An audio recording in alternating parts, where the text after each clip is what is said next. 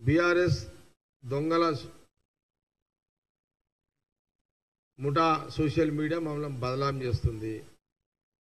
మా social media జర slow అయిపోయింది. మా ప్రాబ్లం అది.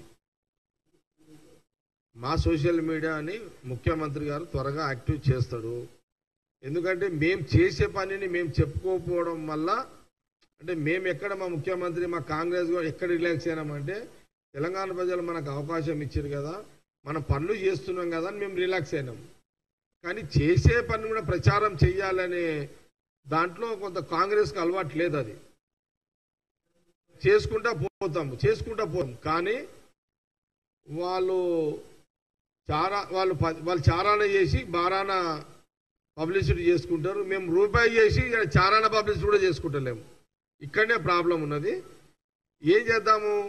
మాకేమో ఈ ఖజానా ఖాళీ చేసి మా చేతిలో పెట్టారు. ఎవరు వాళ్ళు? ఒక్క రూపాయి లేదు.